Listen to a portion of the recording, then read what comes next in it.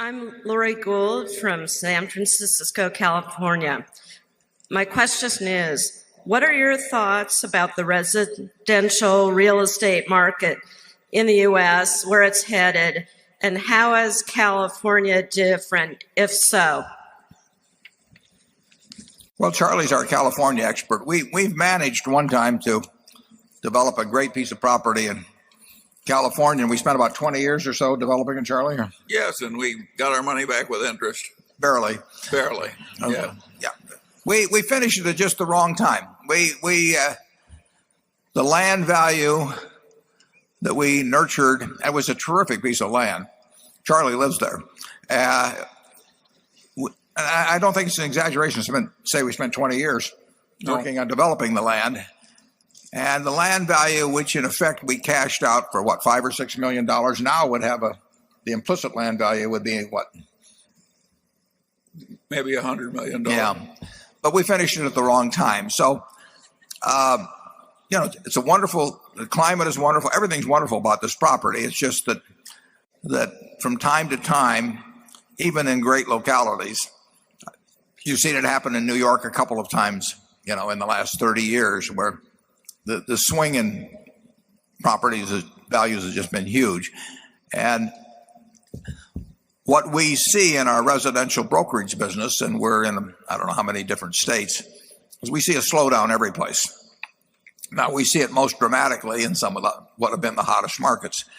And the markets where you're going to, in my view, you're likely to see the greatest fall off and where you've had the biggest bubble are the ones tend to be the high end market, and they tend to be ones where people have bought for investment or speculation rather than use.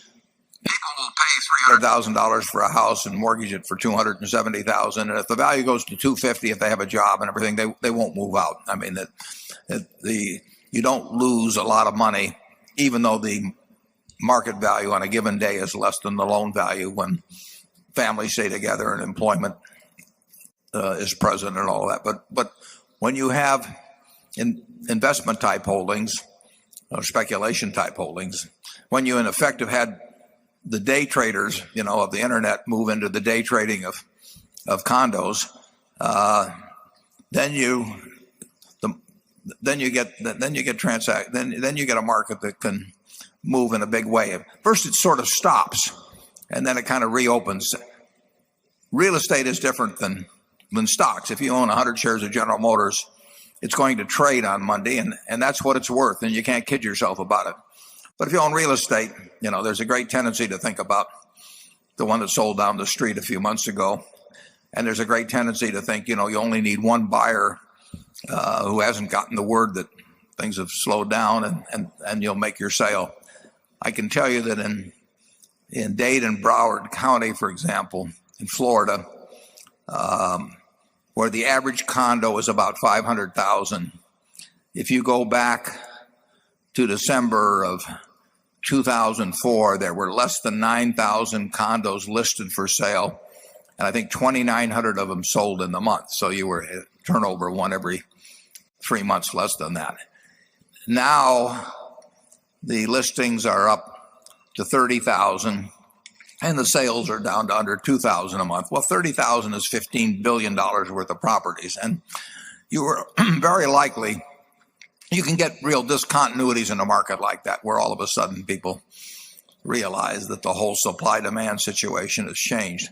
So I think we've had a bubble to some degree, and it's very hard to measure that degree till after it's all over. But I would be surprised if there aren't some significant downward adjustments from the peak, particularly in the higher end properties. Yeah, and the man is right that the bubbles came in Manhattan and in certain places in California. In Omaha, housing prices are quite reasonable. So it's the country is not all the same at all.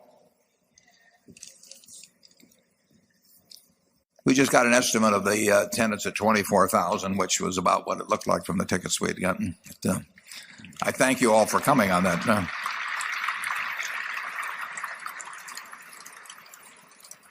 Even better, the Furniture Mart, which had sales in 1997 of 5 and a fraction million, 2003 sales of 17 million, sales last year of 27 million, is up so far 2.5 million, with the best yet to come. So I would say we're likely to do over 30 million at the Furniture Mart, and that incidentally is about equal to a normal monthly volume for the stores. So you're doing your part. Thank you.